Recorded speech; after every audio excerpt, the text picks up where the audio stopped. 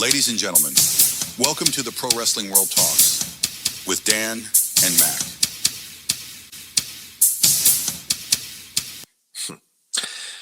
Good evening, ladies and gentlemen. Good afternoon, good morning. Whenever you're listening or watching this program, PWW Talks here on YouTube under Diamond Podcasting Productions channel, or of course on Spotify, Audacity, wherever you get your podcasts. I am your host, Dan, and I am always joined by my best friend of over 20 years and the savior of my life, Mac. Thank you for coming on to this program again to help me talk about what has been going on in the world of wrestling for the last few weeks, as I guess the cat's out of the bag considering the location that I'm currently in. Yeah, where the fuck are you? I am in a bunker somewhere in Tehran. No, I'm kidding. Jesus. So it's your fault. Yes, it's my fault. Yes. So let's go back to, I think, Valentine's Day weekend. That was kind of when the first stepping stone of the process of what has gone on the last month and a half to what has gone on and currently where I'm at. So the building I resided in, which family owned and I helped run, and the decision had come down that they want out of the business. So there was discussions to be had because I'm not booked. What I was going to be doing, and the long and short of it is in a very short 6-week period, with the help of the tremendous, loving and caring, amazing parents, saints of the world, I have joined the world of home ownership. I am currently recording from my finished basement and now the new den. So this is kind of it's surreal kind of being in this room right now, because it's just, I haven't gotten the shelving yet because I was still It's been a process. It's been a process. We can just leave it at that. I don't think we need to go into any further details. It was a process. It was a process. I will say that, you and I had talked a little bit about potentially needing help moving, and I find this humorous, and I gave you so much crap about it, but it's worth retelling. You had said you were ready to get movers, so that was the last I had heard of it, which you did, yes. Correct? That was the last I had heard of it, and that was several weeks ago.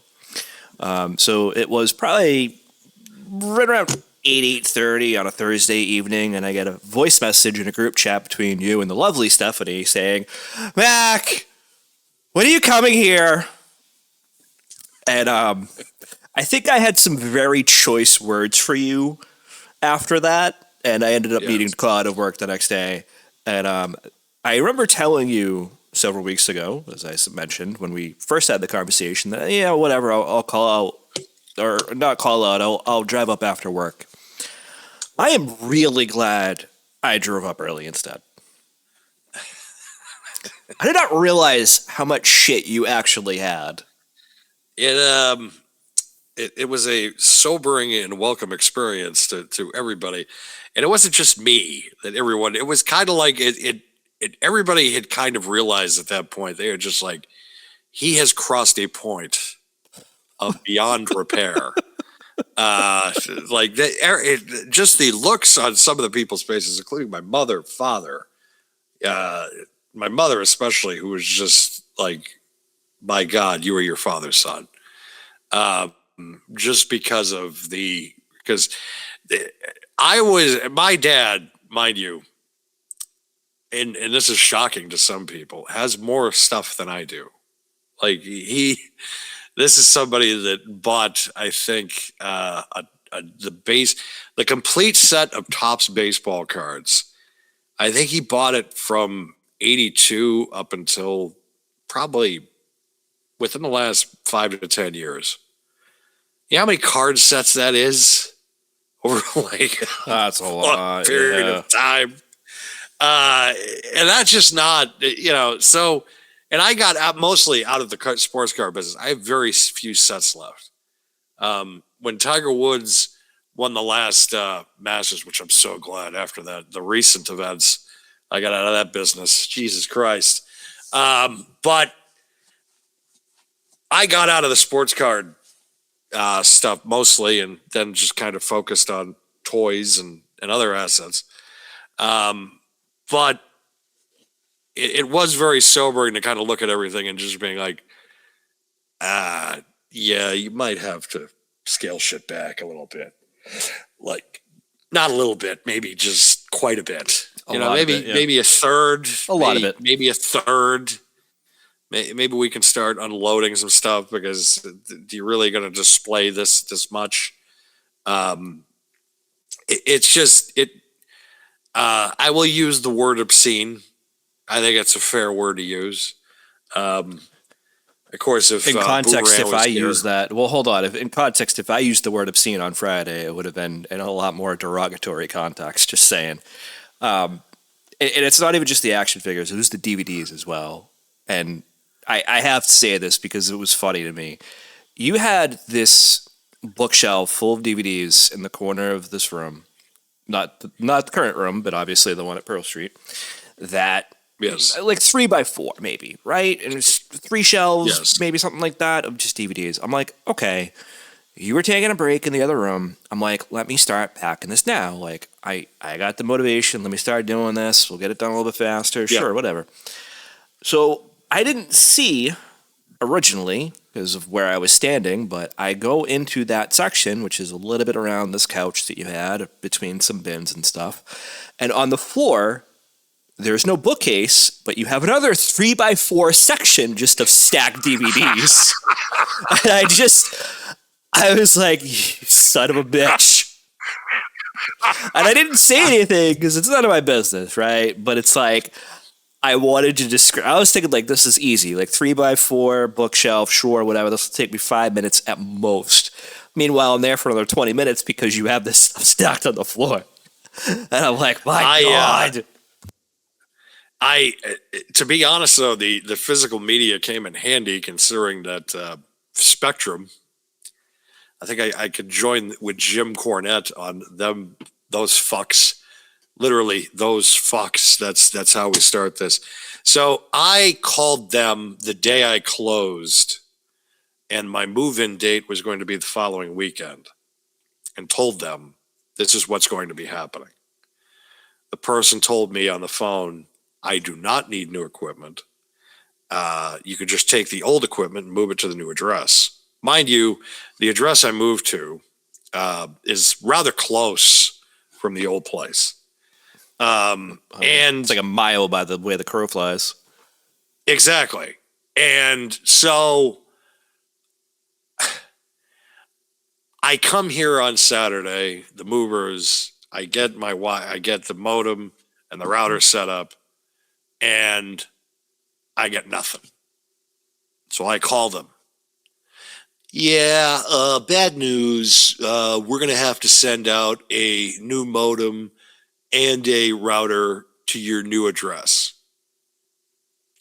At this point, I want to scream, fuck, in the phone, loud as can be. But instead, because I am in therapy, and you work in cable. I do. I work not for Spectrum, but a different telecom Not for provider. them. Yes, I do. Not for them. I'm not going to out you there, but it's just you get it. Oh, 100%. And listen, where it's I'll like, be honest, I've heard stuff like this before, where they're like, oh yeah, you don't need anything new, or the customer brings their old equipment because they were told something incorrect, and then they need somebody to come out. I totally get it. And listen, not for nothing. What they should do, and just this is me having worked in that industry for several years at this point, what they should do is see if there had been a previous instance of a customer living there, because if not, they're going to need to run a new wire from the pole to the place. So yes. That's number one. But number two, if your equipment's outdated, and depending on the level of service, yeah, you are going to need new equipment, unfortunately. They should have told you all that. Yes. So they're like, you're going to get your new stuff Tuesday. So that's why my DVDs came in handy between Saturday and Tuesday. I'm expecting, because of the fact of the place that I had moved to, it's kind of a tri-floor townhouse. So I'm expecting maybe it's a different router and different modem, considering the fact of that they're worried about speeds and things like that. They send me the exact same model modem and router from the old place. I was actually going to The exact fucking same. And they don't work. Oh, my goodness. So I call them and I say, if you can't get it going, I want a tech first thing tomorrow morning, and I want a statement credit because I haven't had shit since fucking Saturday. So they send a tech the next day, who's a subcontractor. Couldn't have been nicer, which I treated him with respect because he's not working directly for them. Well, I mean, even if he was, he's not the person over the phone that's being stupid. Exactly. No, it's not his fault that this company completely fucks everybody over that's a customer of them. And they can, because they're the only game in fucking town. It's like, because no one's going to go. I thought you guys had Fios out there. No. Thought you did. No. Jeez. No. All right. No. Fios, I think now is just hitting Worcester. So, and I live 20, 30 minutes outskirts of away. the Yeah. town. About that. So now the only game in town still is Spectrum. Because what are you going to do? Go to Verizon for internet? I mean, first of all, you don't have Fios, and second of all you're going to get, if we don't have Fios, is those hotspot things anyway. So DSL. They're going back to that. no, you'll get the old days of DSL. You'll get the 5G router things probably. Not like that's going to be any better because it's not a legit landline. So yeah, and it's like I can't use it. It's like with the T-Mobile stuff. It's like, yeah, I'm going to do that in this area because when I had T-Mobile when I was younger, I think T-Mobile was the first company I actually had for phone, and it was I could only use that phone like at certain places. It's like, oh, right. If I need to call you, I'll call you in Worcester when I have service. Yeah, I that was what I was thinking too. I don't think there's going to be great service there, anyways. Yeah, did he say what he did out of curiosity when he was there? I guess it was the fact that they sent a modem that was not good, so he had to kind of go. He actually kind of had to call somebody to kind of unlock the modem. I forgot what it was, but he was here just under an hour and was able to. That's bullshit. Get it going. That's bullshit. They should have been able to do that over the phone. I don't know. Yeah, who cares at the end of the day? I just, at the end of the day, internet's here. Yep. I was able to be here yesterday to be able to get it done. And I was able to also record a show this week, which is more important because considering the fact that this weekend is AEW Dynasty, which has 2 fantastic matches on the card. Also, we are 2 weeks. That was this weekend. We are also 10 days away about that from WrestleMania as we record on Thursday. So WrestleMania is in the coming next 10 days. While Mac and I were moving on Friday, we received the news that they had revealed the man behind the phone calls with Randy Orton. And it turned out to be the biggest waste of space in sports media today. The guy that was the 53rd most important person on the Indianapolis Colts because he was the fucking punter, but somehow was able to make himself into a goddamn media star. I don't know how, considering all he really is some jerk off from Pittsburgh. That really all he is. Or like from that Pennsylvania ever, I've heard him call himself the Yinzer or whatever the fuck they call themselves out there. The only two people I've ever really liked from Pittsburgh was Urinating Tree. That's the channel on YouTube. He's a really good sports YouTube guy. And then Dennis Miller up until certain points, of course. But most guys from that area, especially Pat McAfee, are obnoxious fucks. And that is exactly what Pat McAfee is. He is obnoxious fuck. He is totally unlistenable as a broadcaster, whether that's in his podcast, a show, whenever he's doing Raw or pay-per-views. The product actually has been somewhat better with him off the broadcast because I don't have to hear, it's just this fucking voice, this guy that he just has this frat boy mentality. Oh, and he's got all these guys like working for him that all they do is kiss his ass all day. And yeah, I understood he started with Barstool Sports and all that stuff. And like I said, maybe because it's Portnoy is a local guy, even though and Mac and I have been saying, please hire us. Just hire us.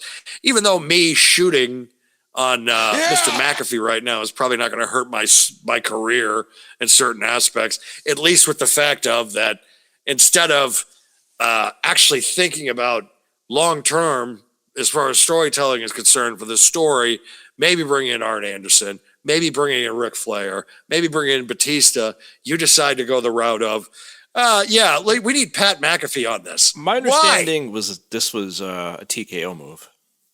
Of course it was, because they don't know dick as far as booking wrestling is concerned. I don't think this has anything to do with actually booking wrestling. I think this has to do with ESPN. Or the fact that, they think McAfee is going to sell tickets. I mean, what's not going to sell tickets is, first of all, Pat McAfee. And secondly, Cody Rhodes getting kicked in the balls for like the 30th time on the road to WrestleMania in the last 2 years. Why do I keep getting kicked in the dick? Yeah. Why do I keep getting kicked in the dick? I just can't, man. It's like, I get it. But it's not even just the Randy Orton thing. Last year, he got kicked in the balls pretty hard by John Cena, too. This year, it's Randy Orton and Pat McAfee kick him in the balls. I just can't. McAfee is But football in the groin is football in the groin. McAfee is just literally... And there was a couple years, I was like, all right, he's tolerable. He's all right. It's the energy he brings to it that makes him tolerable. But then there are times where he's off the cuff, and I just can't stand him. Very much like you, obviously. He's gonna get ESPN sued one day when you have people on there that are talking about like anti-vaxxing. He goes unchecked. When you're a host of a show, you got to be able to control your guests and also be able to control the content that comes out of there. And the fact of the matter is that ESPN hired you because ESPN is in a mode of, we need personalities because it's not 1997. We don't have, the people the horses that we did back in the day. It's not even what it was 10 years ago, 15 years ago. Yeah, they got Stephen A. Smith, who's great. They got Cruz Russo, Mad Dog Russo, who was a part of, Mad Dog and Francesa on that show, Mike and the Mad Dog. So let's bottom line this real quick. We can talk about ESPN all night, but I mean, at the end of the day, I'm just going to be telling you transparently, if it was not for WWE and this show, I would cancel my ESPN subscription. There just isn't enough for me there at this point. And if there is, I can binge it in a few weeks and just cancel it anyways. It's just like any other platform. It's just, I don't need it consistently. It's the fact that I have to, because ESPN was a place, of course, any aspiring broadcaster that wants to be in this industry, ESPN was a place you wanted to go to. It really was the cool place to be as far as It was the place to be 100%. as far as broadcasting is concerned. Well, sports broadcasting, but yeah. As far as sports broadcasting is concerned, it's like, Chris Berman, Stuart Scott, Rich Eisen, Keith Olbermann, all these guys, Dan Patrick, all these legends that walked through the door. And it's like, I want to be a part of that. And I look at it now with Pat McAfee a part of it, and I'm just like, nah. And I feel like that's a lot of them in the company anyways, because they look at him and it's just like he's rubbed a lot of people the wrong way. Because of course he has to have this attitude again of, you were a punter, dude. You were a punter. You make it sound like that you were the biggest badass in the NFL at that point, when the guy that you shared a locker room kicked some of the most memorable kicks in NFL history, including one twice in the snow that sent the New England Patriots to the AFC Championship game, and also won 2 Super Bowls in 36 and 38. Yep. You shared a locker room with him. So you weren't even the biggest badass there. You also shared a locker room with Peyton Manning, Aaron Luck, Andrew Luck. Andrew Luck too. All these guys. You were never the most important player on that team, but you seem to be, and make everybody out to be. That it's just like, yeah, guy, I was the reason. Jeez. Were you though, Pat? You never were. Were you were a punter. You were a punter. And you try to make it out to be like, like I'm such a big star. Oh, the Attitude Era. Shut up. Go count your money somewhere else. God. The fact that, and it's just the fact that TKO has to stick it in of like, he has to be, we got to have somebody here. It's like, come on, really? 2 years in a row that Cody's got to get sandbagged with bullshit. Non-performers, non-guys that are there every week. CM Punk had every right to say what he said this week about McAfee. It's funny. I was just about to say we could just segue right into that, since CM Punk talked about it in that new era pipe bomb that he had over Monday Night Raw this week. Seemed to have worked out, though, considering the fact that the TKO has lowered their ticket prices for WrestleMania. Listening to the mass majority of the audience, also to the fact of that they're in a position where it's like, well, we really can't have low attendance at WrestleMania this year, considering the fact of night 2, especially with Roman and Punk on top, and the fact that Obafemi and Brock Lesnar, that's the opener, which has made ESPN happy because that's going to be broadcasted on ESPN. Yep. So if you don't want to pay for the, the bundle, and you have regular cable service, you will be able to watch Obafemi and Brock Lesnar on broadcast television. Or if you want, spend the money and just go to Regal Theaters. That's true, which we'll probably be doing. Probably. They're up, by the way. I did look already. So if you want to go, anybody really, not just us, obviously, but if anybody wants to go, Regal, if you go on their website and go to the dates for WrestleMania, you can buy tickets for the shows for both nights. I have been, someone did drop a line to me a while ago, though, saying that they wanted us to be there for night 1. And it's like, who ran? Well, if we're not at Regal, I think we will, because now it's because Steph brought it up to me. She's like, well, you can host WrestleMania now too. You're in the position to do that. It's just like, it's a very good point. It's a very good point. Even though I think night 2 is definitely a theater experience, considering the fact of the main event. Oh, yeah. Which to me is worth it's because that definitely, I think, in my opinion, is big screen worthy. You have in CM Punk and Roman Reigns, but now that Obafemi and which I forgot who is is Rhea and Jade night 2 as well? I think it's night 1, actually. Give me a sec, and I'll try to find out. But I don't remember off the top of my head is the thing, but I could have sworn they were night one. I think there's still a question mark as well for Liv Morgan and Stephanie McCure at this point, because I know Liv Morgan is in concussion protocol after that nasty freak accident on which Liv, I feel like right now, it's like she cannot catch a break. As far as the injury is concerned, the same thing with Raquel, because Raquel had just recently returned. And now it's just like that little freak accident where they just heads collision, and both are in concussion protocol. And I wonder if that's I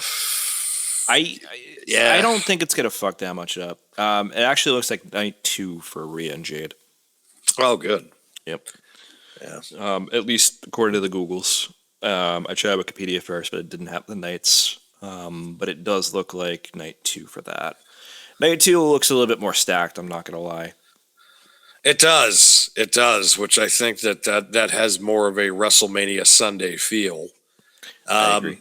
There have been a lot of discussions online that I had noticing, and because of the people have been pointing out to the fact that WrestleMania hasn't sold as they have in years past. I think it's hard though. Like, there's so many factors this year versus last year, right? So number one, the economy and the gas prices notwithstanding.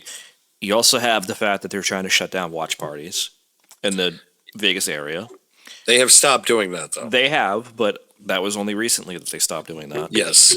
And also the fact that, again, the ticket prices were either equivalent to last year, if not higher, until they reduced the prices, which, who knows? Maybe that's why he had the pipe bomb. Maybe he found out the ticket prices were going down. I don't know. But I just feel that there are a lot of factors. But I feel like this card on paper is better than last year. I don't know. And maybe that's why they're putting on more matches than they have in the last few years, too. I just don't know. But they got to figure it out. It's going to be very awkward to have a marquee match like CM Punk and Roman Reigns with a partially empty arena. I think they'll sell more as time goes on. Yeah. I think the problem that you have is that now you might have to have a lot of people driving in, because I don't know. I think that usually short-term airline tickets are usually like if you don't book out weeks or months in advance, you're running up a lot. So that's probably where it's going to be more critical for people. Plus, too, with the airlines and the gas crisis that is going on, that's probably going to be a little bit more expensive as well. So, and two, they're not getting a lot of international travelers for WrestleMania the last couple of years either, considering the fact that they don't want to come here for fucking reasons. They don't want to spend money here. That's what I was going to say. Reasons. But even on top of that, it's not even that, right? It's like, you're right, people don't want to come here, but it's also expensive to go to a town like Vegas. Vegas is super in general, expensive. that's true. You're spending $28 for like a slice of pizza. I heard, because I've seen people, vloggers go to Vegas, and it's just like a bucket of beers is like $200. It's like, well, what happened here? When did this happen? When did it was better when the mob ran it. Like it really was, because it's like at least they kept things low and wasn't corporate America, Yep. Oh yeah, you're gonna take your house money, but you can get a buffet for $4.99. Great. Prime rib, awesome. Oh man, but yeah, we'll see. We'll preview it next week for the show, and we'll see what happens. But it's been an interesting build, I feel like, for some of these matches, and some of these matches feel like they have no build either. But Cody, wah. Not even that, just a lot of the matches, really. Like, I feel like some of the women's tag matches have had more build than some of the other matches they've had. It's just weird. I mean, Oba and Brock even though Oba and Brock, that has gotten so much attention. That doesn't surprise me at all, though, honestly, considering the talent. But like I said, we'll review that next week. There was a show this past weekend, though, that we kind of missed talking about, and it was the NXT Big Show of the Year, Stand and Deliver, which is broadcast out of St. Louis on YouTube. On YouTube. It was not on Peacock. They are done with that, which kind of made me laugh a little bit. But. Like, it keeps Saturday night's main event, but we don't want nothing to do with NXT. All right, guys. I don't think they want anything to do with anything, honestly, at this point. Just Saturday night main event, but we will see. But, yeah, so I'm just going to go through the matches real quick. I did not watch, but a lot happened, so I'll just kind of go through it that way. So there was a pre-show match. It was a 10-person mixed tag match. Hank and Tank, which is Hank Walker, Tank Ledger, along with Shiloh Hill, E.K. Prosper, Ren St. Clair, defeating Birthright, Lexus King, Stax Lorenzo, Charlie Dempsey, Uriah Connors, and Ariana Grace. Hank and Tank. I don't understand why they're building up this, Birthright stable to have them lose. In under 7 minutes, no less. Yeah, of course. It's just that makes sense. You probably had like an hour pre-show. To Hank and Tank. To Hank and Tank, yes. I saw this and I was just dying. Just Charlie Dempsey, we have all these legacy members. Not Hank and Tank. Well, what? Are you fucking kidding me? All right. Yep. But what I found very weird about this card is your opener was the women's NXT Championship match. Yes. And who knew too that JC Jane, who, if you would have asked me 5 years ago or 3 years ago, who was the weak point of Toxic Attraction, I'd be like, well, it's obviously JC Jane. Yeah, I would have agreed though. I would have 100% agreed. Yeah, because it's just Mandy and Gigi were all that in a bag of chips. Yep. But it's surprising that she's the one that stuck it out in NXT, and she's the NXT Women's Champion. I'm like, well, she was. When the hell did this happen? She was until Lola Vice defeated both of them in this match to become the first-time NXT Women's Champion. Which is good because Lola's been over for a while. I'm glad she finally was able to climb over that hill. Yeah, I feel like 100% it was time to make a change. And that's not a knock on JC Jane, but I think JC Jane is reaching her ceiling in NXT anyways. Yes. Where I feel like Lola, it's like, especially with now the crossover with AAA, she has more appeal, not only in WWE, but also in AAA. Yep. So it's like you got to keep her strong, I feel like, in both. Not only on your WWE, because I feel like could be a star attraction there, but also for AAA. You can have her defend the belt in AAA. Exactly. You could build around that. You already have Dom doing it, so why not her? Exactly. So yeah, I don't disagree with that. The next match was for the NXT Tag Team Championships. The Vanity Project, which is Brad Baylor and Ricky Smokes, who are the tag team champions, defeated Bravo and Rayo Americano of Los Americanos. I did not understand why they were on this show. Did not understand this at all. I feel like WWE just has a hard time booking tag teams in general. Like, as far as tag team divisions, it's just like, what are we doing here, guys? Except the women's division for Manias, apparently. It's dude, like, because... Dude, hold on. So hold on. You just had a 10-person mixed tag match in the pre-show. That is NXT tag teams or TNA along with that, obviously, too. Yeah. And you couldn't pick any of those. You had to get one of the weaker tag teams on your main roster division. You couldn't get Motor City Machine Guns, who you've done nothing with. Or the War Raiders, who you've done nothing with. Exactly. There's a number of teams that you have under contract that you could use instead of what you did. Like, Lazy booking. This was lazy, but they still gave him 13 minutes. 13 minutes, 27 seconds. My God. Yep. I don't get it. But okay, Vanity Project retains. The next match was the grudge match between Sol Ruca and Rosaria, excuse me. And they gave them 13 minutes and 7 seconds. Sol Ruca wins. I don't think that surprises anybody. What surprised me, though, was this week on NXT, she's still in NXT, and Zarya still attacks her. That doesn't make any sense to me. This should be, okay, I'm done. I'm going to get called up to Smackdown or Raw now. Get moved up. Or, yeah, she probably should have lost to Zyra and just No, or just come up with the win. Like, who cares? Yeah. You know, like she's been on main roster TV enough at this point. Just call her up. She was in like the final 3 for the Rumble, for Christ's sake. She had a match at Saturday Night Main Event against Bayley. Yeah, Like, and beat Bayley. And beat her, yeah. I don't understand. We're going to keep her at NXT. For what? Yeah, I don't get it. So she should be NXT champion? Okay, just pull the trigger already then. Why was she not involved in the match and the vice was, or vice versa? Like I don't get it. I don't get Why does she logic. need to win the title before coming up? It's like She doesn't. That's the thing. Everybody. She doesn't. That's the thing. Exactly. You did this before with Indy Hartwell, where she dropped the belt, she got called up, and then they did nothing with her.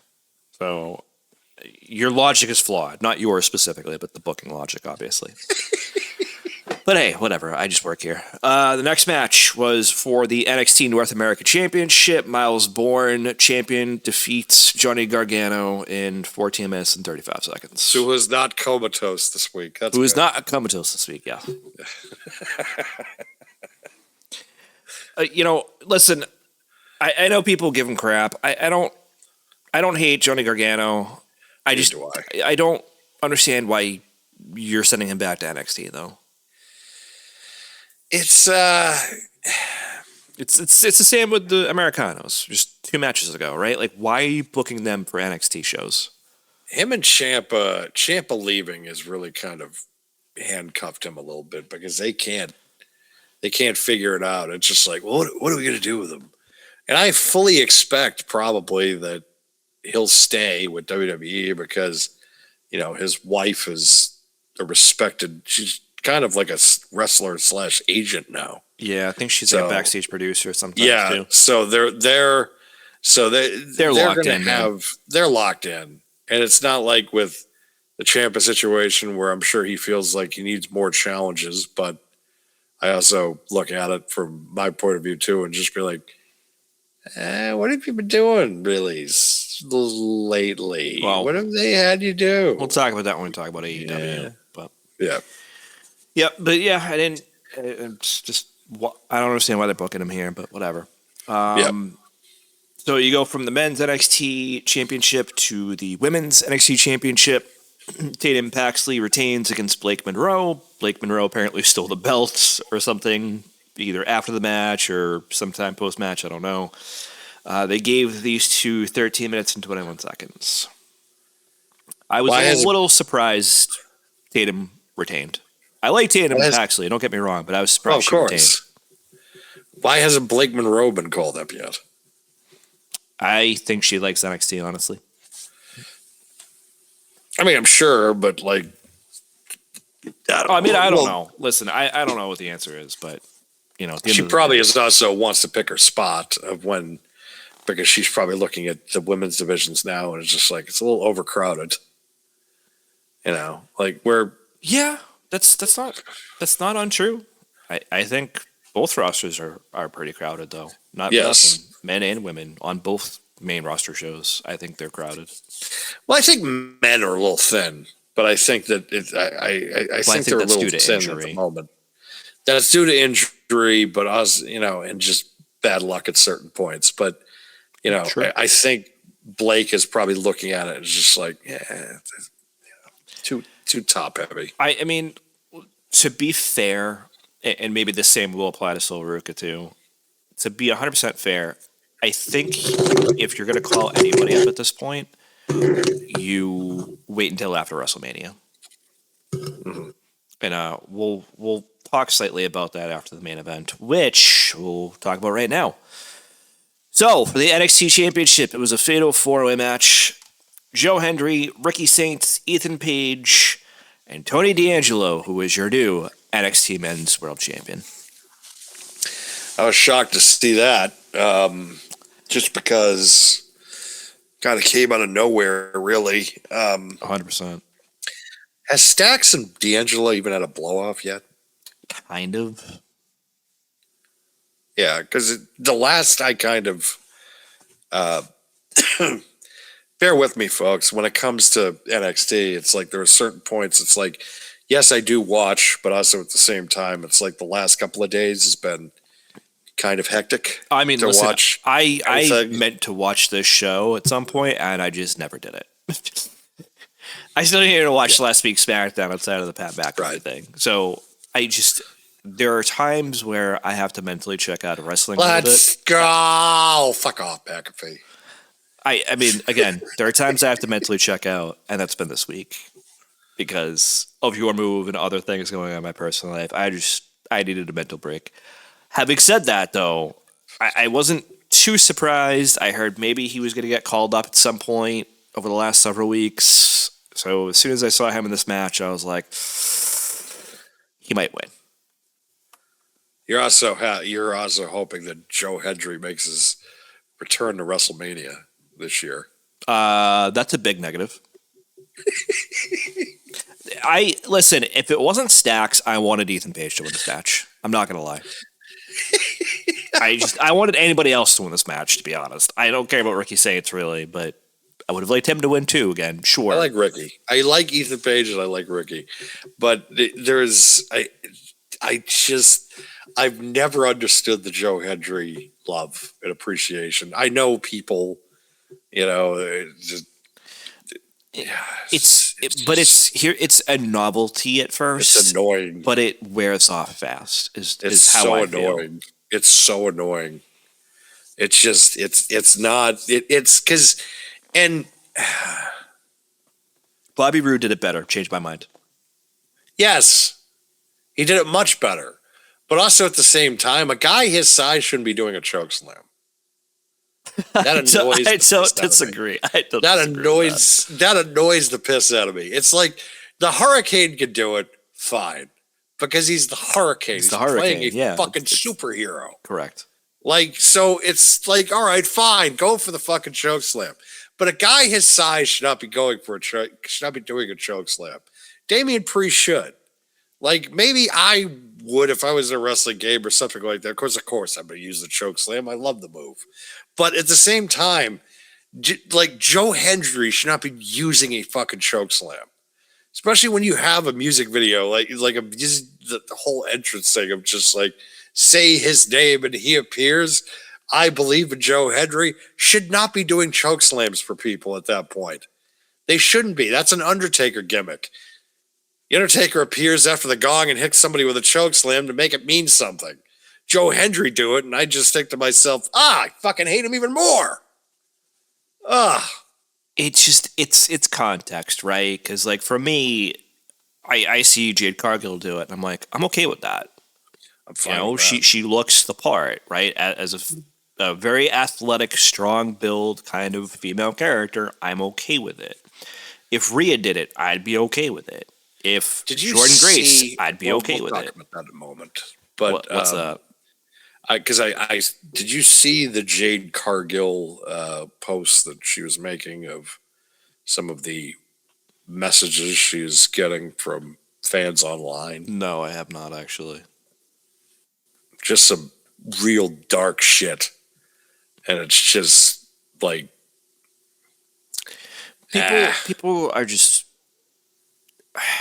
crass is the best word to use, and it's disgusting. Also, just leave people alone, please. This industry is not just about wrestling ability.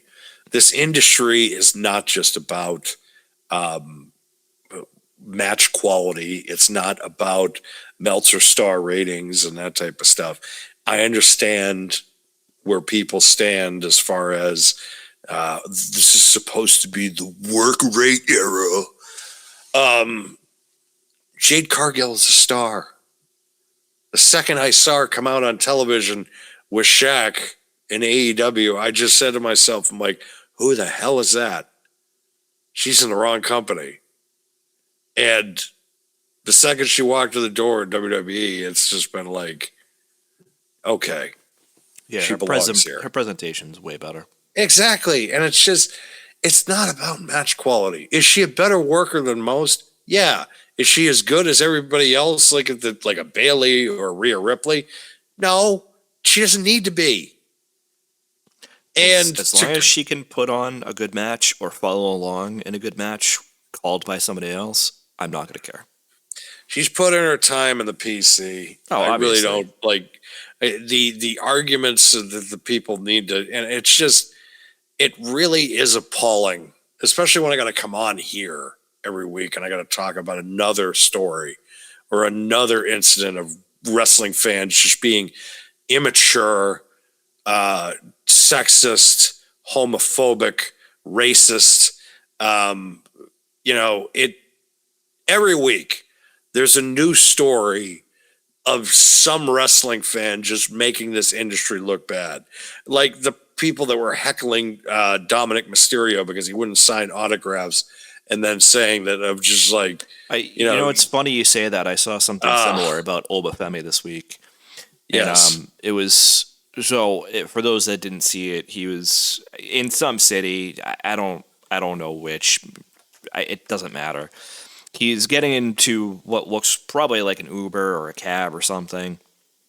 And there's this lady trying to beg him for like an autograph. And she's like, oh, it's for a young fan. Come on. Oh, blah, blah, blah. And he's literally just ignoring her. And honestly, I saw like a very divided commentary on social media when I saw that. Some people saying he doesn't owe you anything, which I feel is true. Some people saying like, the fans are paying for you and whatever else. And it's like, okay, well, that's partially true. But again, you're finding this man out in public. Who knows what his contract stipulation says about signing autographs? Maybe it's only in certain scenarios that he has to sign autographs or is obligated to. My opinion is this: he owes you nothing. He's out in public getting in a car. Maybe he's on the way to get a plane ride somewhere else to the next city that he has to go to. Leave the man alone. I've learned, because I trust me, there have been some times I have felt, and I've realized in the past, I look back on it, I'm like,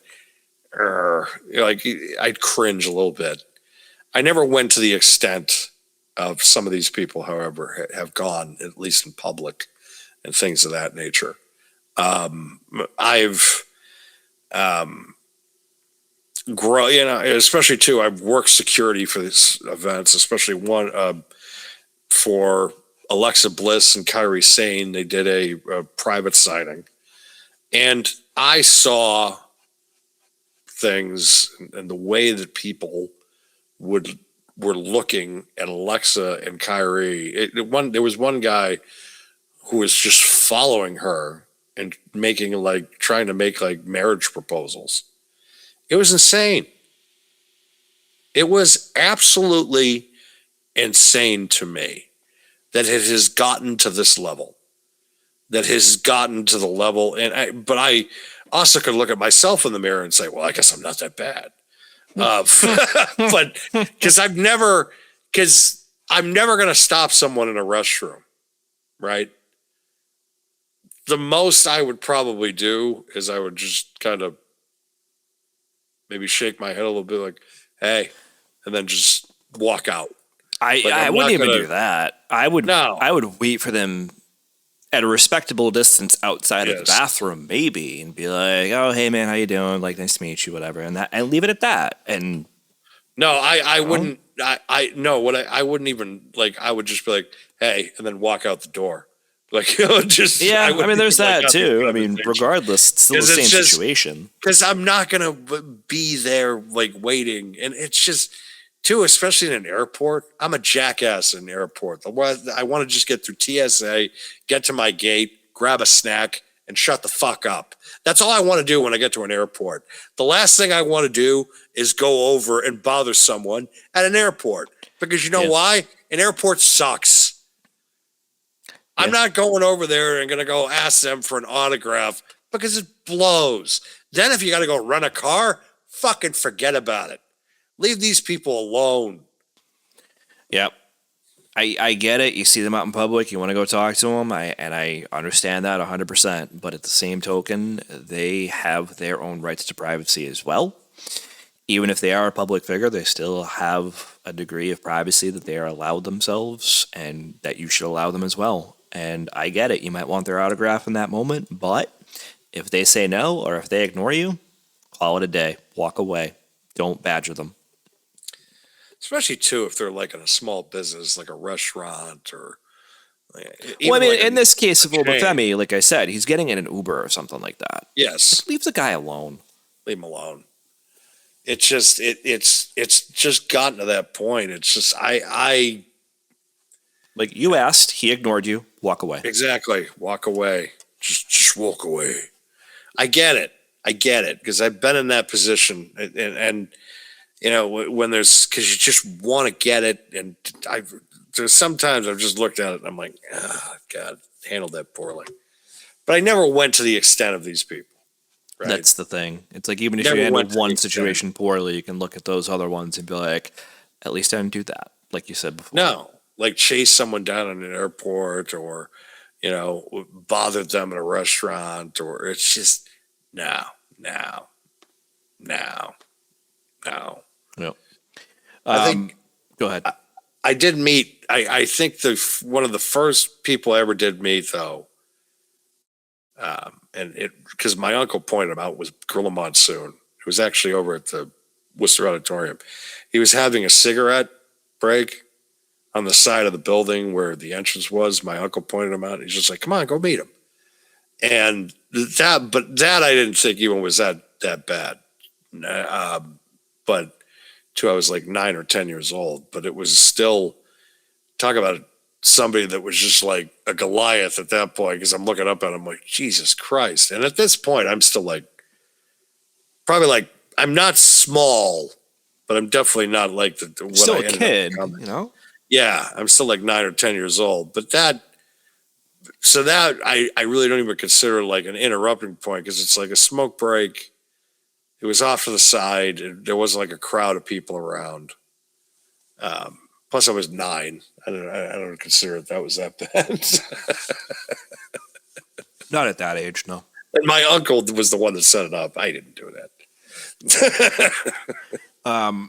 Before we move on to AEW, I was reading something on social media separate from what we're talking about right now. But when we talk about NXT and potential call-ups after the show, potential call-ups after WrestleMania, I don't know if you saw it, but apparently Royce Keys, formerly Powerhouse Hobbs, is going to make his Smackdown debut this week. I don't know how true that is. That's the rumor. That's what's being reported. What's being reported. So I will be interested to see that, since they've iced him since the Rumble. Yeah, which is surprising. But I don't. It's hard to kind of. Well, I mean, my thought process is this, and this is why I made the segue towards the NXT potential call-ups, right? Like, maybe Blake, maybe Soul, maybe others from this weekend that lost as well. Why not just hold him for another week or two and have him debut after Mania? Right. It doesn't, like, you're going to, like, for what momentum does this really benefit anybody? It's useless to me. I thought he would have been involved in like an angle with like Drew McIntyre as like a heater or something, because it just would have made a ton of sense to already kind of get him going. And now it's just like we're 10 days from Mania, and now we're just going to be like, oh yeah, we're going to put him out there for what? Yeah, it doesn't make any sense to me. Make it special, and you're just kind of just throwing him out there randomly now, like, hey, remember this guy? I mean, hold on a second. Let's do this, right? Let me try to backtrack where I was before and see what the matches are. So I see 7 matches according to Wikipedia for Mania Right. on night 1, excuse me, and then 6 on night 2. Yes. Apparently, I didn't scroll down far enough before. So if you're gonna do 7 and 7, you could add him to night 2, but then who's he facing? Yes. It's just I don't care. It's just weird, right? Like out of all these matches, I don't even see how you could push him in anywhere either. I mean, I don't. I mean, if they do that like stupid battle royal again, which they decide like it's weird because Well, they could do. Isn't the Andre the Giant thing on the Friday before? that's what I was thinking. So they could do that. Okay. They could just put him in that and have him win it. Which, all right, you get a gimmick trophy, but does it mean anything in the end? Because it's But why not hold that for Mania then? If you're gonna have them on this Friday and potentially next Friday, first of all, again, I have to ask the generalist question: who cares and why? Right? Io Sky isn't even booked on the show yet. It's funny. I saw a bunch of people listed, and my understanding with the Io Sky thing is that they wanted to do something with Asuka, but they're worried about the Bella Twins, and I guess Nikki's hurt or something. Oh yeah, that's what I So heard. Yeah. they might put the Kabuki Warriors in instead of the Bella Twins. Gotcha. That's the rumor I've heard. I don't know how true that is. It's hearsay for me. Oh but God, if the Bellas aren't in WrestleMania this year, I don't know. What are we gonna do? Oh no.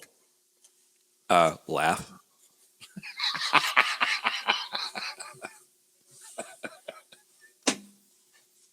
Which is it's like oh no. Anyways. Yeah, I guess so. It's like, who cares? But like I said, well, it's just for me. I was curious about how you felt about the Royce Keys thing too, because I find that really strange booking at this point. I mean, the way that I'm thinking now, my thought process is with recent events, especially what happened with Pat last week. I feel like Triple H has just got like this thing that he's just like, all right, this is the direction I want to go in. And then he just gets a text and he's just like, oh, well, I guess we're doing this. It's like,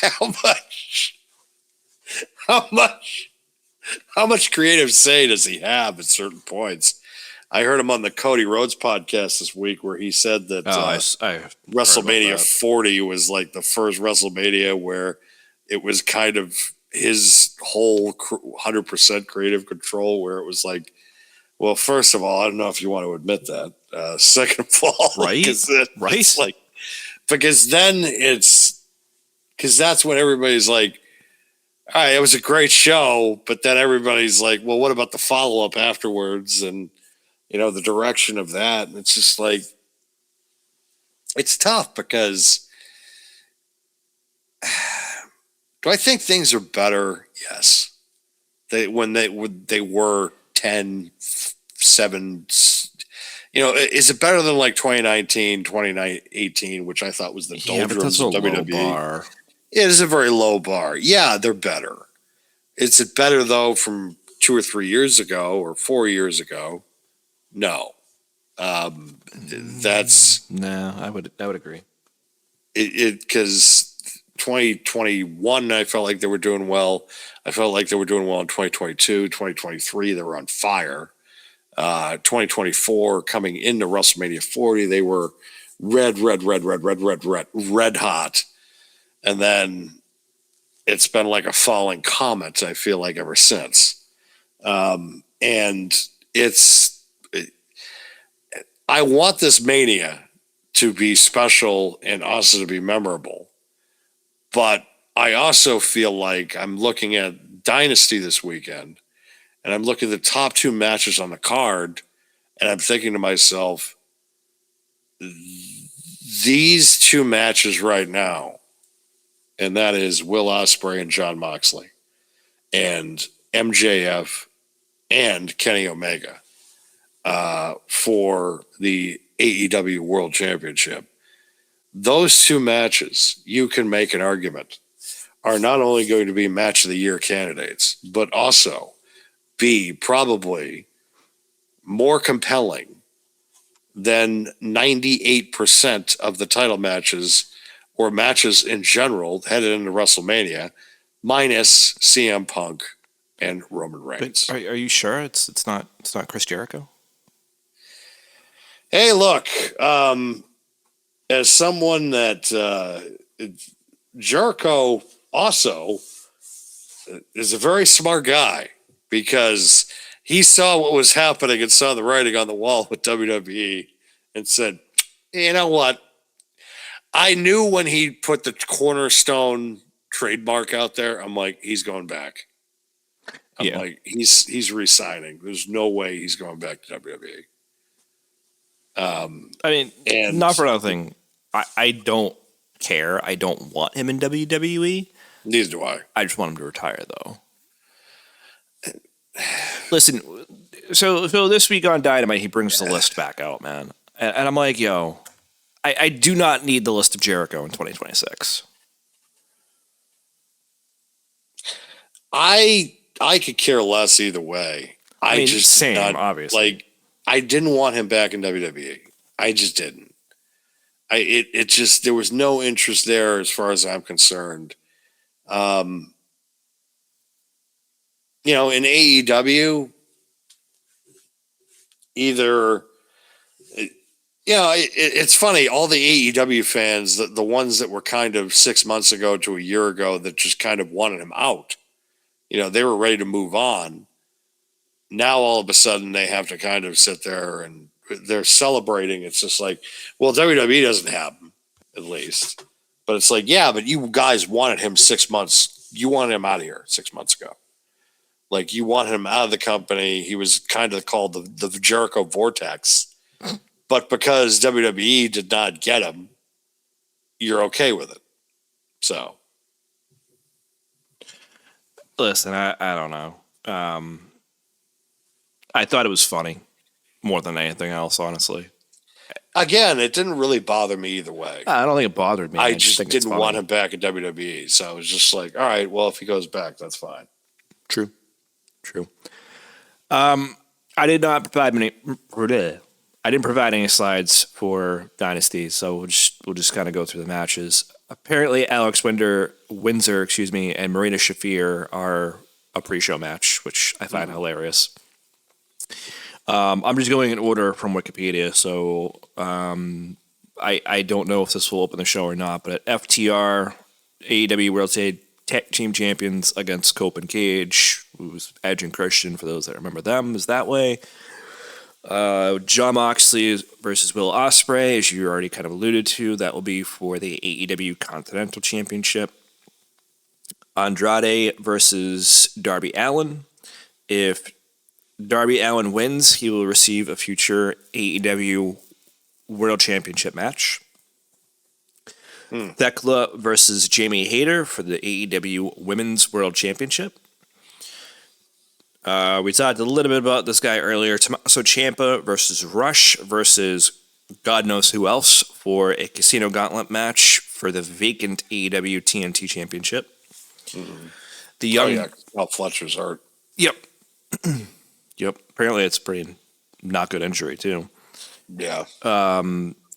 Another tag team match: the Young Bucks versus Don Callis family. In this match, it will be Takeshita versus Okada, or as we like to call them, Pippen versus Jordan, or Pippen and Jordan. Excuse me. And Okada will remind you, he's Jordan. Yep. He is 100% Jordan. That shit was hilarious. As we already kind of alluded to, you can see it on the screen, Chris Jericho versus Ricochet. I don't care. And the main event, a singles match for the AEW World Championship. MJF will defend against Kenny Omega.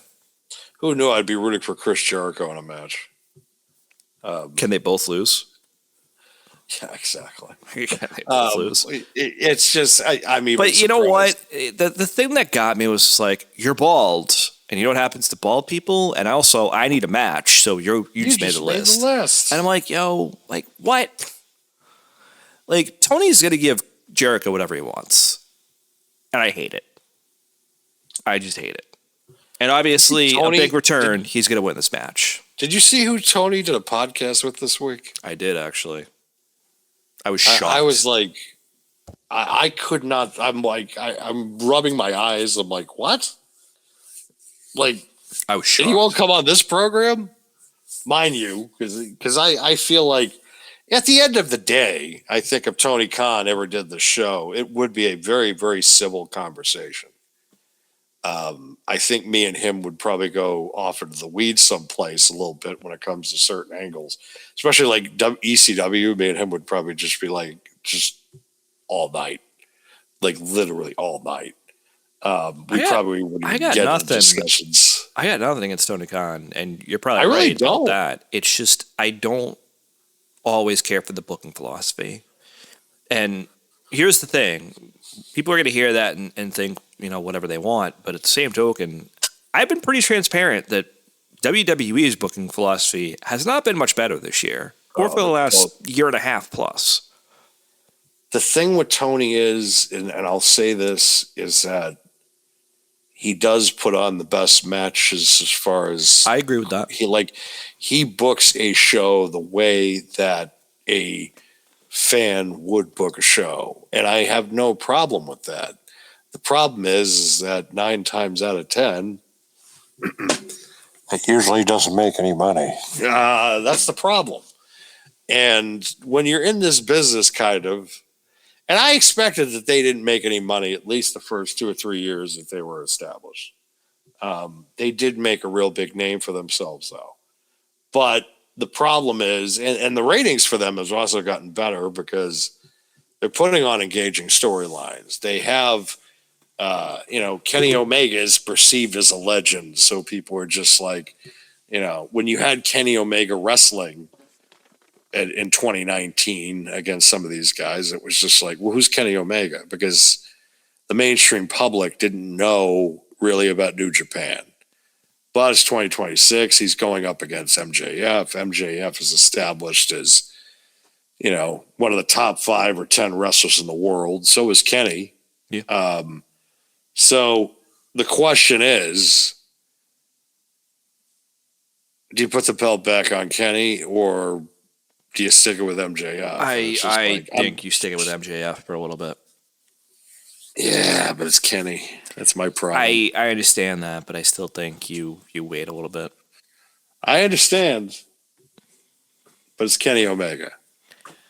I don't disagree, but I think that you just had a big match against Hangman, and I think it's you literally just did this a few times. You did it with Hangman. You did it with MJF. You did it with others, where you stick the belt on them for like a month or two, and then you give it to somebody else. And I don't like having championships that feel like hot potatoes.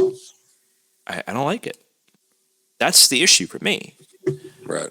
And if you are trying to build MJF as the guy, I don't think you should lose after a very intense match against Hangman, especially with the stipulation that Hangman can no longer challenge. So, I just think it's a little too soon to take the belt off MJF. I'm okay with it if this was like, I don't know, 3-4 months later down the road. Sure. Right. I'm fine with Kenny winning.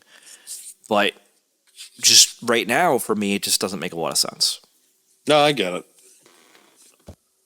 100%. But it's Kenny, I know. It's Kenny. I know. It's like, that's the thing. It's like, I look at Kenny, it's just like, it's Kenny. I look at Okada, it's like, because Takashita I think is great. I think he's a great wrestler. But it's not Okada. And it's like the way I look at MJF, I think MJF is one of probably the 5 or 10 best wrestlers in the world. I love his promo work. I love the character. But he's not Kenny Omega. And that's where some of these guys are always going to, like an MJF be in my category of just like, because MJF versus Hangman, it's like, yeah, I'm going to go with MJF. Because I don't entirely hate Hangman now, but it's MJF. Like, there's just certain guys that it's just like, but when it comes to Kenny, it's just like, yeah, that's Kenny Omega though. Big bout machine. You know, that's what I'm thinking of. And it's like, I understand he's older. He's not what he was before because of the diverticulitis and things of that nature, but it's still Kenny Omega. It's like Bret Hart to me. It's like, it's still Bret Hart. So That's fair. I mean, listen, at the end of the day, I did not know that I was born 4 days after Kenny Omega. But having said that, I actually just looked them up, yeah. But listen, I mean, you know, at 42, the guy can still go, regardless of the diverticulitis. But I also think that if you look at, again, if you're trying to build a future around MJF in your company, I think he needs to retain. It's not to take away from Kenny or his talent. 100%. I think Kenny is phenomenal, past, present, and future, honestly. I just think that, again, if we're talking just booking philosophy, I think you have to have him win. yeah, If you're talking just raw talent, then yeah, I'll take Kenny 10 days out of 10 days. It's just simple math, obviously. But I don't know. We'll see. We'll spend some time on it next week, but obviously next week's going to be heavy on WrestleMania since it's a few days after the show when we're recording it. But we'll still talk about it. Maybe I'll eat my words. I don't know yet. We'll see.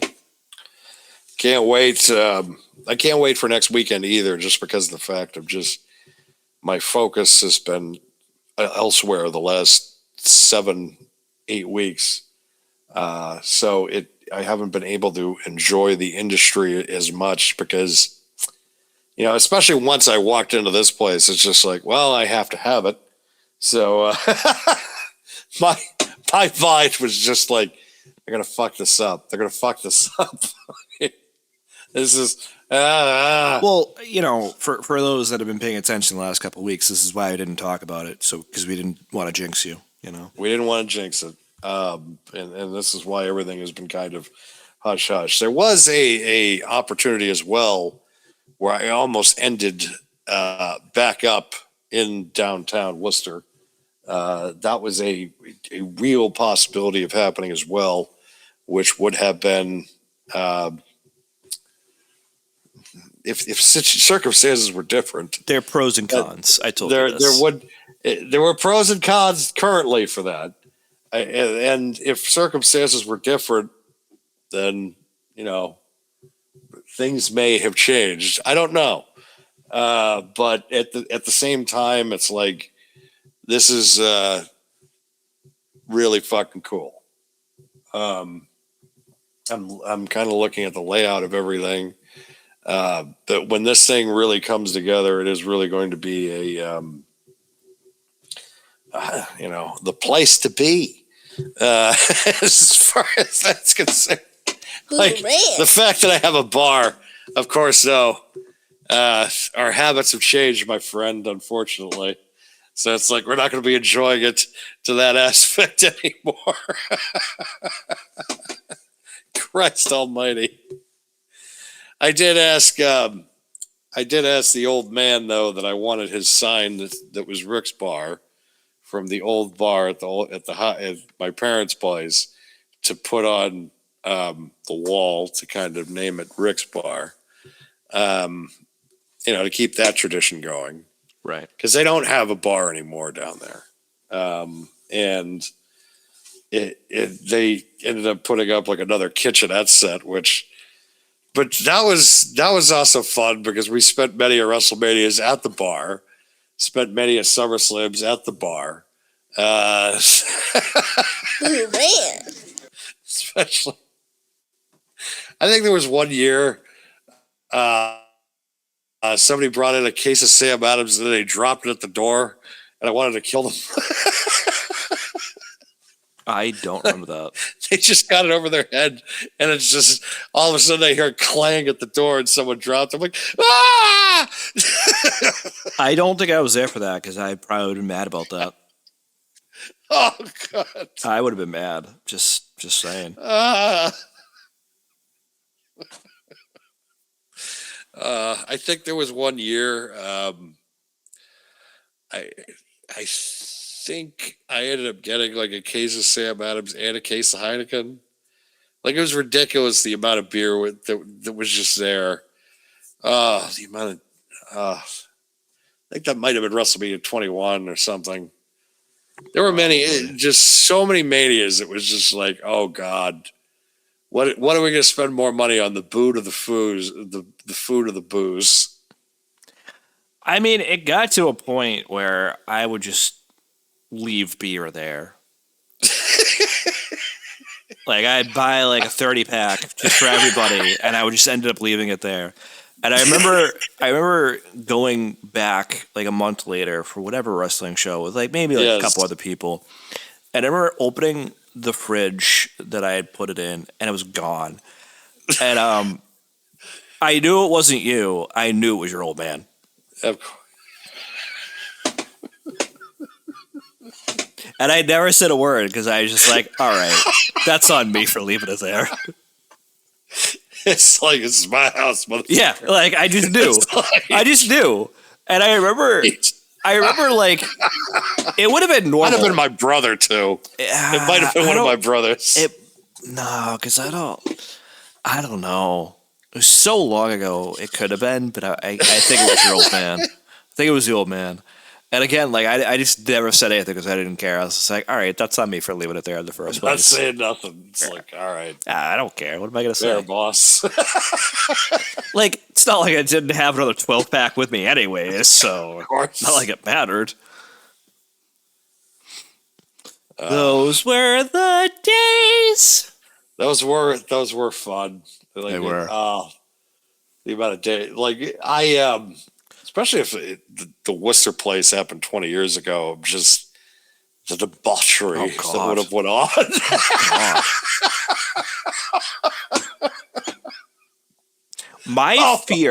My fear would have been if you got a place near the Boynton, I would have been dead. It would have been near the Boynton. I would have died. I would have straight up died. Yeah, it would have been near Polar Park. It would have been near the Boynton. It would have been near Coney Island. Several dispensaries, like in walking distance, not just, driving distance. It's just like you walk there and it's just like, oh, great. So it's like, and then Shrewsbury Street too, walking distance, which all the best restaurants there. It's like,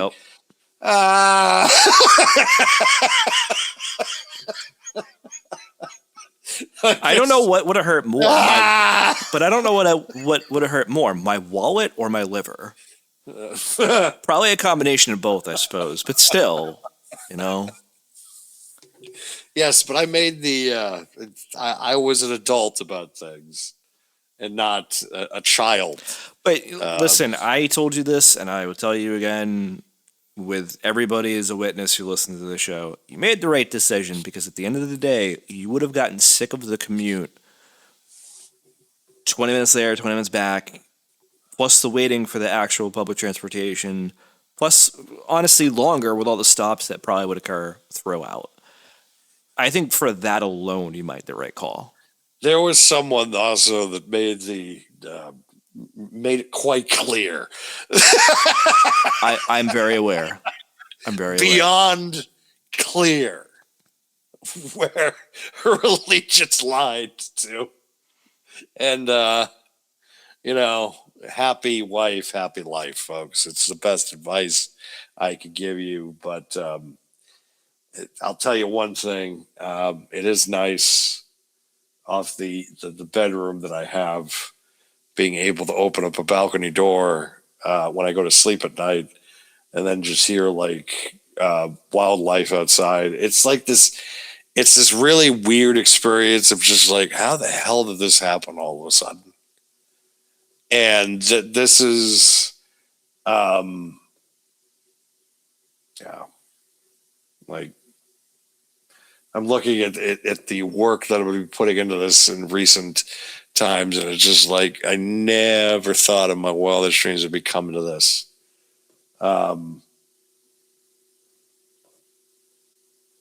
Where it's like I'll be able to kind of dive back into the passion of it because it's just I'll be able to build kind of a space for me to enjoy the industry.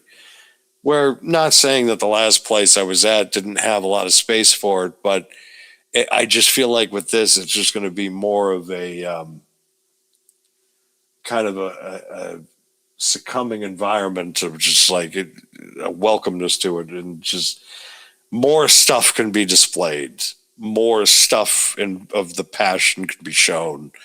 More work I feel like is going to be able to be done, and not just being just tied to, not saying tied, but more or less being able to do other things than just this on a consistent basis, being able to bring more content, being able to do, I don't know, like I look at this and the potential of it. And I'm just like stunned. Even my cats are enjoying life. Good Lord. Daria, who's 15, and you could tell with her joints at the last place where I was just concerned. She's arthritic and things of that nature. And you go to a house now where it's just got stairs, and I'm just like, she is going to go up one flight of stairs a day probably, and that's pretty much it. And no, she's just going up and down, no problem, every single day. And then I got Beetle, who, mind you, when the movers were here, just stayed in the window, literally just stayed up next to the netting, just being like, because he had nowhere else to go. And he's now become more accustomed to where things are, and he's enjoying himself. So it's just, it's really cool as far as that. And I cannot thank Mac enough for the help that he put in last week. And all jokes aside, all kidding aside, I would be in a hell of a lot worse place in life if it wasn't for the man who joined the show with me. And there was no other person I really ever really wanted to work with. Oh, shit. Other than, of course, when me and John did things, it was a much different show. I love doing the show with him. Miss John every single day. And I think a piece of me, a piece of John is always with me, considering the fact of that my now obsessions with jerseys have grown even higher because of him, but also too, I have softened on AEW in recent years because of John as well. So, but John's spirit is still around on this program, so to speak, because I'm not such a hard ass as I was on AEW. But the person on this program that I've been able to work with has not only been able to be a major asset in being able to get all the stuff over to this wonderful home, but also to playing psychologist at certain points because of the fact that, Trust me, sometimes I actually said that to one of my coworkers the other day. I was just like, I think I played mover and therapist multiple times over. I didn't have therapy last week because of the move and stuff. You're welcome then. Yeah, I have that. I have my therapist. I'll be meeting with my therapist tomorrow. And stuff's just like, I'm sure tomorrow you'll have a lot to talk about. I'm like, I think I might. It's just, because it's a lot of it is mixed emotions because I was at the last building I was at a total of 12 years, Yep. which I thought was going to be a quick stop after radio kind of ended abruptly. And I'm going from Hartford, where I had more freedom, to back to the town that I was just like, I'm never going back. I am never going back. I am going to make it on my own. It's just like, you'll see. I'm going to become a name of myself, and you'll hear from me and never see me again. But you'll be able to be like, I know that guy, and he was a dick in high school. But then you have to swallow your pride and come back, and then lo and behold, you work for the same school district that you went to high school in, which then you turns out doing a pretty decent career at that. And then all of a sudden you're just like, hey, all right, cool. I can go and do some other stuff on the side, and they're cool with it. So, all right, that works out.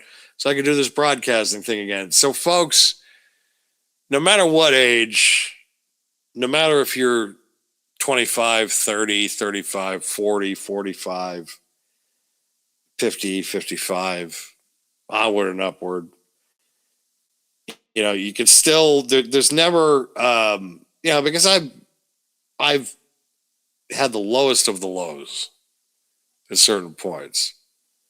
Divorce, credit getting destroyed on a number of occasions, and just bad decision after bad decision. And then bad shit happens, but you somehow learn and somehow avoid crash outs. If it wasn't for the man on this program with me, I would be in a worse position. If it wasn't for my family, I would be in a worse position. If it wasn't for Steph, I would be in a worse position. But at the same time, too, you have to work hard. You have to work hard at certain things, and you also have to learn to mature and be ready. And with this journey, it is terrifying to me because this isn't an action figure, right? This isn't an action figure. This isn't a doll. This is a toy. This is a massive investment that I'm still kind of just like, huh. But at the same time, I'm ready for it. And again, like I said earlier, no matter what age, if you work hard enough and you think about it and you put money aside and then you're smart about things and you rebuild things and you're able to be smart and not do the same thing that you did at 25 and you're doing that at 30 or you're doing it at 35 or you're doing that at 40 or 45. Because you only can screw up so much in life before it's too late. And luckily, speak for yourself.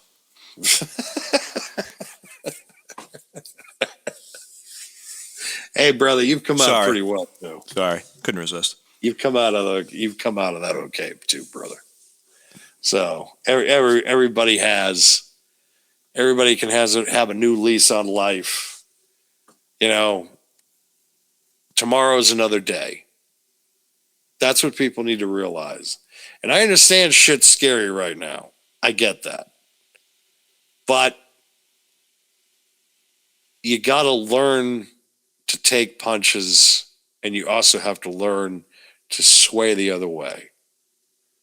Because avoiding sometimes a punch is just as good as just taking one. It's better than taking one. You want to be able to avoid them. I feel like now more people just need to avoid punches more than they do to just take them. Because I feel like too many people right now are just taking the punches, and sometimes they have to avoid. But you know what? I think it depends, right? Everybody has a different situation. Everybody has, things going on in their lives, and I get what you're saying, but it's tough sometimes for some people, and I get that and I respect that, but At the end of the day, if you can't do something right now, then plan ahead. Plan accordingly. And if you're in a position to try to better your life, try to do it. If you're not right now, that's okay too. Just bide your time. Bide your time. Tomorrow is another day. Tomorrow is just like, if today's a bad one, tomorrow is going to be better. Next week's going to be better. Next month is going to be better. You have to have that mentality. I understand right now optimism is low with certain people. I get it. The world is a scary place. But sometimes you just have to find some harmony. You just have to find something at the end of the day that makes you feel good. And WrestleMania next week, hopefully, will make you feel good. Or Dynasty. This weekend will make you feel good, considering the fact that the two big matches on that show are four of the very best wrestlers in the world today. So hopefully we'll talk about that next week and be able to say that those two matches completely delivered, and also preview, especially what I feel is the biggest marquee matchup in WrestleMania history, one of the biggest ones in the last generation. CM Punk versus Roman Reigns, night 2. Folks, that is marquee of marquees. We'll preview that next week. We will review certain aspects of Dynasty. Again, I want to thank my partner in crime for being able to help me last week with this. Well, like I said, monstrosity of a collection. Like I said last week, thank you for giving me an excuse to use a day off. I love how I was able to give you a day off. Like how this was a better day off than working. It's been that type of month. It's been that type of week. It's just, again, like I had time off this week too. I had stuff going on that ended up needing to get moved, so I took the day today as well. I'm taking tomorrow, and honestly, I'm taking next Friday and the Monday and Tuesday after to do a soft reset after WrestleMania and for WrestleMania. So got plenty of time I could use, so I figured why not. Yeah, I have that Monday off of WrestleMania thanks to Patriots Day, which I'm like, if my business was in Massachusetts, I probably would have it off too. But unfortunately, I'm so happy because it's like that means I could go to Regal Cinemas and not have to worry about. So the early wake up call. So thank God. Yeah, that's true. I didn't think of that, but that's also why I took it off anyways. Because no way, there's just no way. Come on, there's just no way. Exactly. Well, folks. WrestleMania next weekend in Vegas. We'll preview that. We'll also review Dynasty. So, folks, on behalf of myself and Mac, so long. We'll see you next week. Bye!